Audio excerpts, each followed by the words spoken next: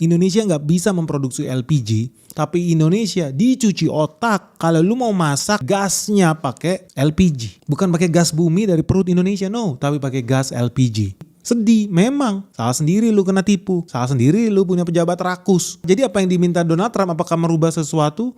Actually enggak. Terus perjanjian dengan Donald Trump bilang apa? Oke, kita tanda tangan tapi lu harus impor LPG dari Amerika Serikat. Wake up bro. Sejak zaman dahulu kala, fakta berbicara. Ada nggak ada Donald Trump? Ada nggak ada perang dagang ini?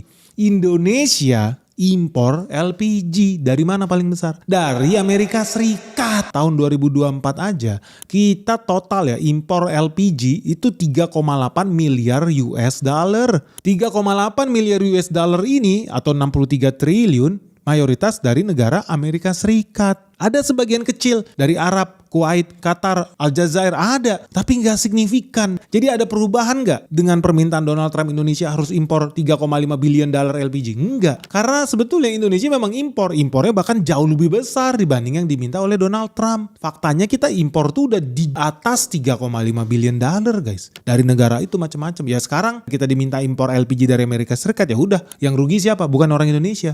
Yang rugi sih Aljazair, Kuwait, Qatar. Ya udah, Indonesia sekarang terimanya gas dari Amerika Serikat. Nggak merubah apapun, cuma geser pemain. Karena menurut gue jujur-jujuran aja nih. Ada untungnya nggak kayak? Kita ngomong sekarang peristiwa geopolitik guys. Ada namanya poin-poin dalam diplomasi internasional. Jujur aja, kita impor dari Aljazair untungnya buat kita apa? Kita impor dari Arab Saudi untungnya dari kita apa? Apa untungnya Indonesia? Impor minyak bumi dari Arab. Memperkaya Raja Arab? Iya. Memperkaya Kuwait? Memperkaya Qatar? Untungnya buat kita apa? Enggak ada. Jauh lebih setuju gue kita impor itu dari Amerika Serikat. Jadi apa? Banyak keuntungannya. Kita surplus dagang sama mereka. Bahkan gue hitung di tahun 2026 karena kita tambah cuan, surplus dagang kita bisa sampai 800 triliun. Ini prediksi Benix loh, bukan guru besar S3 cap kaki 5 itu. Jadi kalau ditanya, lebih baik kita making good deal sama mitra dagang yang bisa kasih kita cuan. Bukan cuma mau terima duit kita. Ribuan triliun kita udah ngasih ke negara-negara itu di Timur Tengah.